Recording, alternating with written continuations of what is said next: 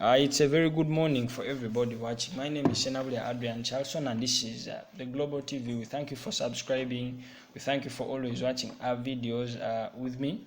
I'm with Pade Brand Sulaiman. We are here to talk about the Martyrs Day. Of course, it is the Martyrs Week, and it's very important to break this down. We have a lot of questions about how people misunderstand how loyalty is conflict between leadership and religion.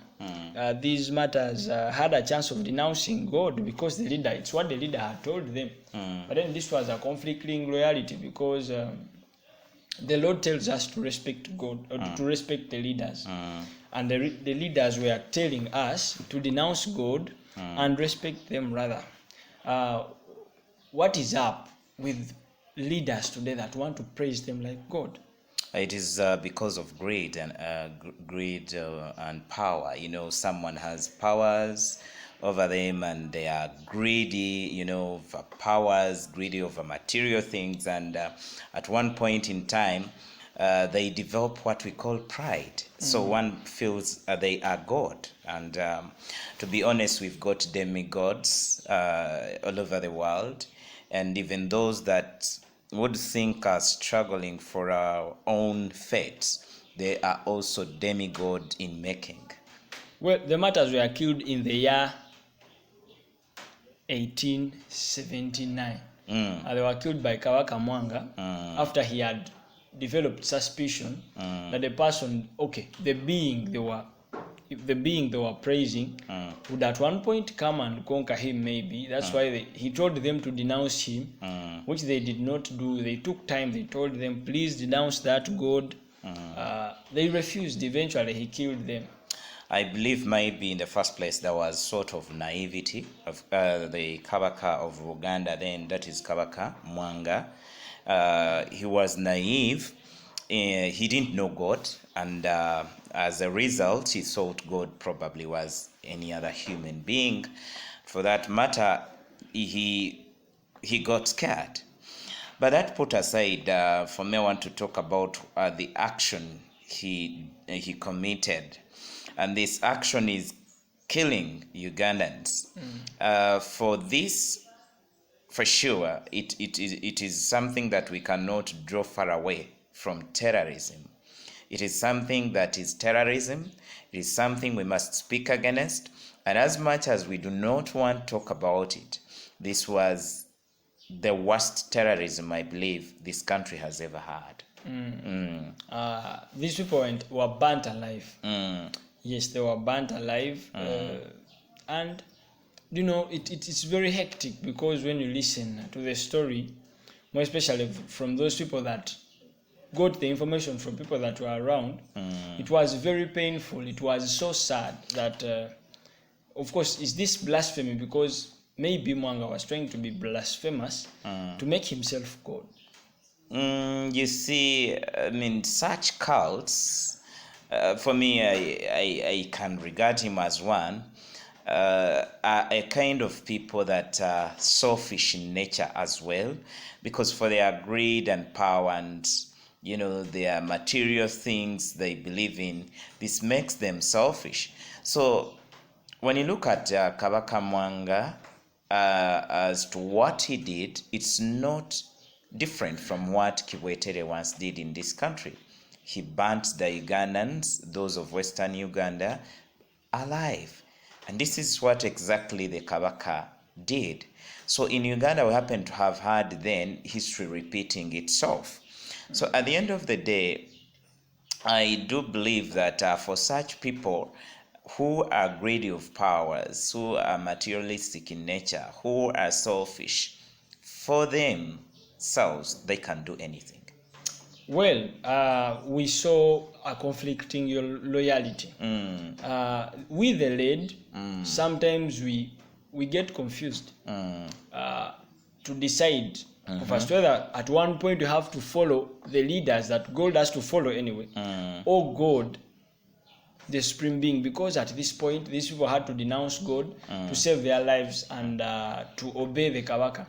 But then it was not right. How could I denounce God because I want to please just a king, a mere human being?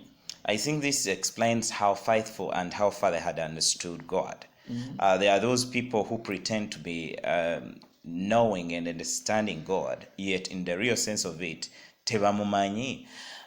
We get to know of some of our religious leaders who so much make us think they know and understand God, and we believe in them. So they indoctrinate us. And these are a kind of people who make us now worship them.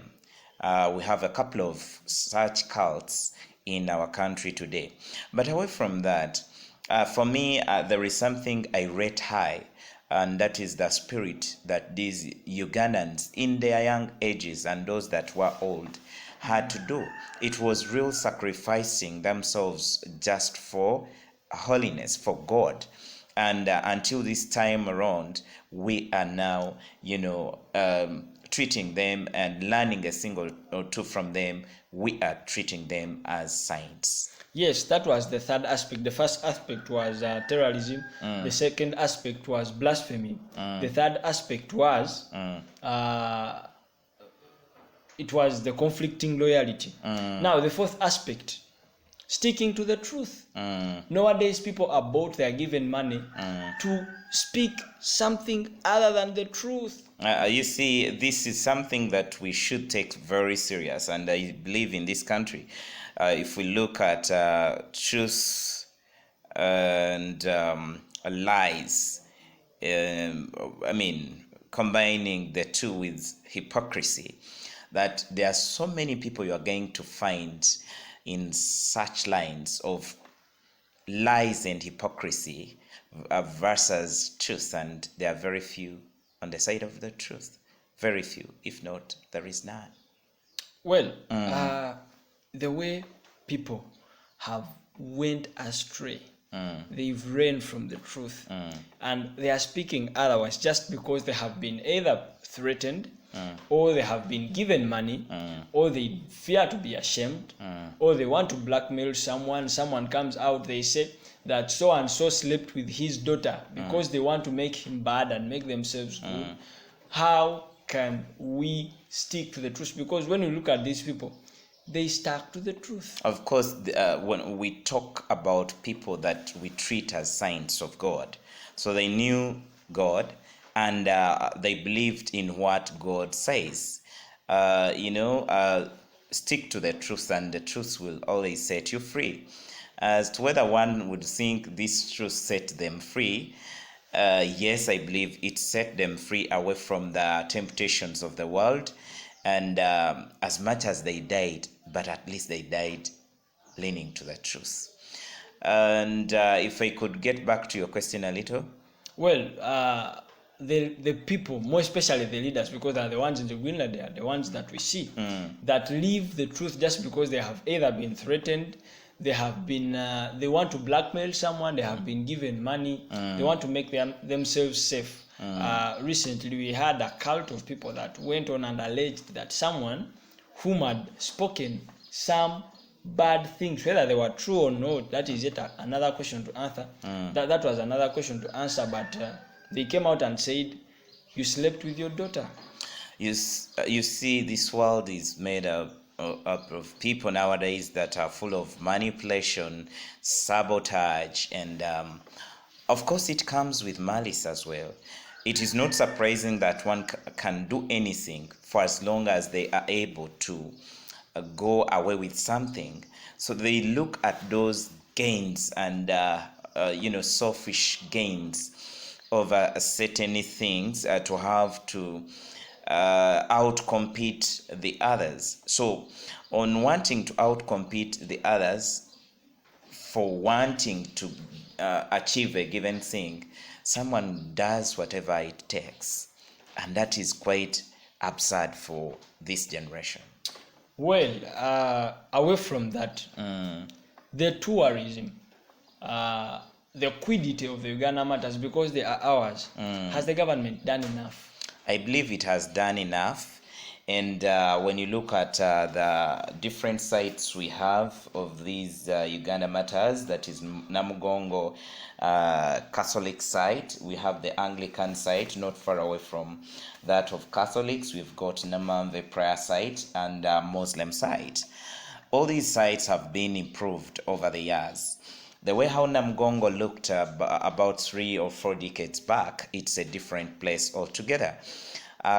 Putting aside the instance of religion, when you visit Namugongo for the sake of enjoying a place, the sceneries of this place, and especially that of Catholics, this would tell you that the government has done a lot, and that's why it has been able to attract a number of tourists from our country and recently hosted the Pope. Yes, from our country and across the world. Believe you me, even at this very moment, there are several foreigners who are going to join us here in Uganda for the celebrations of Uganda Matters Day. That tells a lot. It speaks a lot on the organization, preparation, and the entire improvement of this day and these sites. Lastly, yes, security. How has the Uganda police and all the other security forces assured Ugandans of security during this time of gathering a lot of people, during this time of hosting a lot of tourists? I do believe security is tight, both on land and in the air. And of course, quoting from the Uganda Police Force spokesperson in Nanga, I mean, even on water, for we have security made tight there. Remember, we live as a country that is terrorist threatened. It is aside from the security operatives that for there is traffic, come to traffic itself, because traffic also move hand in hand with security. Traffic officers have been deployed on different roads just close and of course far away from these sites, to ensure that people move safely along these roads, and also that certain roads would be closed of access from the vehicles. Then that we do have the access control and terrorism kind of departments all deployed around these areas, in the air, on land, and in water. Of course, we should understand, pertaining to security, that for Uganda Police Force and UPDF will be working together to ensure that the lives of the pilgrims are safe. And on that very day, there will be a team, cyber and ICT team in place, having CCTV cameras and also having the drones in the air to ensure that they track everything as it happens. Well, the Uganda Matters Shrine at Namugongo is one of those places that Uganda earns from a very good amount, a very good sum of money. It's very true still that the government has put a lot of money into the shrine, and I think we are gaining out of it. It is earning us tourist money, foreign exchange, and so on. Now, what is your last word to the viewers? My last word to the viewers is that we need to learn to side with the truth. We need to learn to speak the truth. We need to learn to deter away from lies and hypocrisy. We need to learn not to getting involved in lies and hypocrisy. We need to get away from duplicity, that is double character, that brings about double standards, and also getting to know that everyone reaps what they sow, and everyone carries their own cross. So as much as that we live in this world, we must know that there is the beginning and the end of our lives. So we need not to behave and seeming that we are going to live in this world for eternity. So let's try to live in line with holiness, because From God we come, and from God we get back. Well, thank you for that very important remark. We have come to the end of the video. My name is Shenab.